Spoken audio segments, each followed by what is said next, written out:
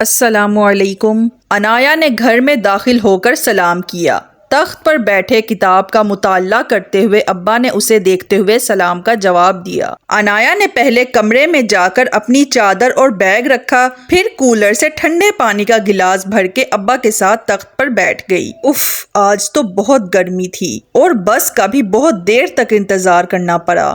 وہ پانی پی کر گلاس رکھتے ہوئے بولی، بیٹا دوسری نوکری کا کیا بنا؟ ابا کتاب رکھ کر اس کی طرف متوجہ ہوئے۔ اتنی آسانی سے کہاں ملے گی نوکری؟ جب تک 10 جگہ دھکے کھا کر انٹرویو نہیں دوں گی تب تک تو نوکری ملنے کا سوال ہی پیدا نہیں ہوتا۔ عنایا کے لہجے میں زمانے بھر کی تلخی شامل تھی۔ اللہ سے اچھی امید رکھیں بیٹا، پھر سب اچھا ہی ہوگا، ظفر صاحب نے اسے سمجھایا۔ امیدیں تو اچھی لگانے کی کوشش کرتی ہوں، لیکن دنیا کو امیدیں توڑنے کا فن معلوم ہے۔ وہ اس انداز میں امید توڑتی ہے کہ جینے کا حوصلہ بھی ٹوٹنے سا لگتا ہے۔ آج نہ جانے کیوں عنایا دل گرفتہ سی ہونے لگی۔ پرنسپل کا بیٹا اب آتے جاتے اس کا راستہ روکنے لگا تھا۔ عنایا جانتی تھی کہ اگر وہ پرنسپل سے اس کی شکایت کرے گی تو وہ کبھی بھی اسے سچا نہیں سمجھیں گی۔ سارے اسکول میں بات پھیلے گی اور اس کا کردار مشکوک ہو کر رہ جائے گا۔ پرنسپل کے بیٹے کا تو کچھ بھی نہیں بگڑے گا، سب تو یہی سمجھیں گے کہ عنایا نے اپنے فائدے کے لیے پرنسپل کے بیٹے کو پھنسایا ہے۔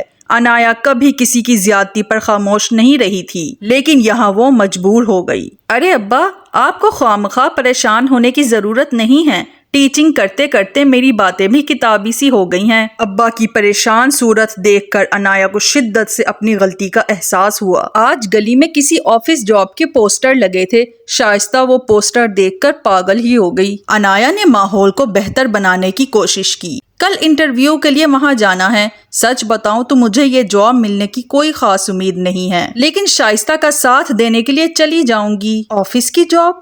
آج کل تو آفس کا ماحول اچھا نہیں ہوتا۔ ظفر صاحب متفکر ہوئے۔ اوہو ابا، مجھے کون سا انہوں نے جاب پر رکھ لینا ہے، میرے پاس تو اس کام کا کوئی تجربہ بھی نہیں ہے۔ عنایا نے ابا کو دلاسا دیا۔ اسی اثنا میں شازمہ کچن سے نکلی۔ عنایا تم فریش ہو جاؤ، پھر کھانا کھاتے ہیں۔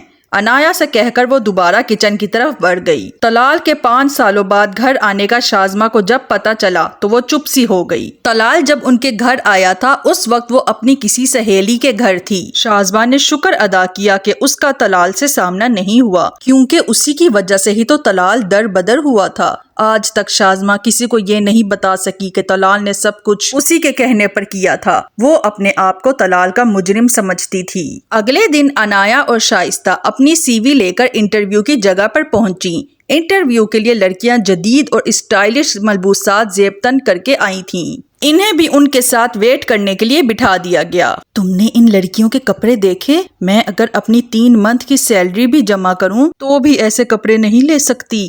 شائستہ نے اس کے کان میں سرگوشی کی۔ ظاہر سی بات ہے، آفس جاب کے لیے انٹرویو ہے، موقع کی مناسبت سے ہی ڈریسنگ کرنی پڑتی ہے، اور اگر تمہاری یہ جاب لگ گئی تو تمہیں بھی ایسے کپڑے لینے ہوں گے۔ عنایا کے جواب نے تو شائستہ کو پریشانی میں ڈال دیا۔ واقعی اگر جاب لگ گئی تو ایسے نئے کپڑے بھی لینے پڑیں گے؟ اسکول میں تو ہر کپڑے چل جاتے تھے، لیکن آفس کی ماڈرن لڑکیاں تو اس کی بے تکی ڈریسنگ پر ہنسیں گی۔ عنایا نے اس کی پریشان صورت دیکھ کر بمشکل اپنی ہنسی روکی۔ کافی دیر انتظار کرنے کے بعد پہلے شائستہ کا نمبر آیا تو وہ اپنی سی وی لے کر اندر چلی گئی۔ جب تک عنایا ویٹنگ روم میں بیٹھی لڑکیوں کو دیکھنے لگی، کوئی اپنا میک اپ درست کر رہی تھی اور کوئی آپس میں باتیں کرنے میں مگن تھی۔ تھوڑی دیر بعد شائستہ کیبن سے نکلی اور اس کے پاس بیٹھ گئی۔ کیسا رہا انٹرویو؟ عنایا نے پوچھا۔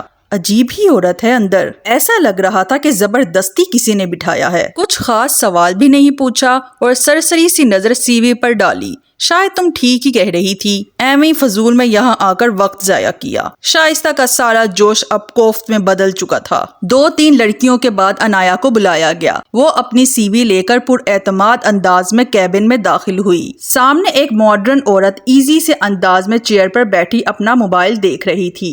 السلام علیکم۔ عنایا کے سلام پر اس عورت نے نظر اٹھا کر چند لمحے اس کی طرف غور سے دیکھا، پھر آہستگی سے اپنا موبائل سائٹ پر رکھ کر سیدھی ہو کر بیٹھ گئی۔ وعلیکم السلام، مسکرا کر جواب دے کر اسے بیٹھنے کا اشارہ کیا گیا۔ میرا نام عنایا ہے، اس نے اپنی سی وی آگے کی جو اس عورت نے بغور اس کی طرف مسکرا کر دیکھتے ہوئے تھام لی اور سرسری سی نظر فائل کی طرف دوڑا کر واپس ٹیبل پر رکھ دی۔ مس عنایا، آپ ٹیچنگ بھی کر چکی ہیں؟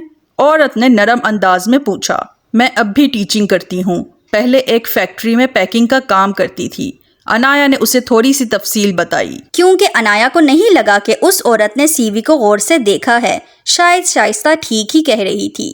آپ نے پہلے کبھی کوئی آفس جاب نہیں کی تو اس مرتبہ یہ خیال کیسے آیا؟ عورت نے مسکرا کر پوچھا۔ سچ کہوں تو میں اپنی فرینڈ کے فورس کرنے پر آئی تھی۔ اس کا کہنا تھا کہ قسمت آزمانے میں کوئی حرج نہیں۔ عنایا نے اس سے زیادہ ہی سچ بول دیا کیونکہ اسے پتا تھا کہ بغیر کسی ایکسپیرینس کے ایک ٹیچنگ کرنے والی لڑکی کو یہ جاب نہیں ملے گی۔ آپ کی فرینڈ نے بالکل ٹھیک کہا، واقعی قسمت آزمانے میں کوئی حرج نہیں۔ اگر آپ کو یہ جاب ملتی ہے تو یقیناً آپ کو ٹیچنگ چھوڑنی ہوگی۔ اس کے کہنے پر عنایا چونکی۔ یس میم، آئی نو۔ اگلے ہی لمحے اس کا اعتماد لوٹ آیا۔ By the way, my name is Shahnaz.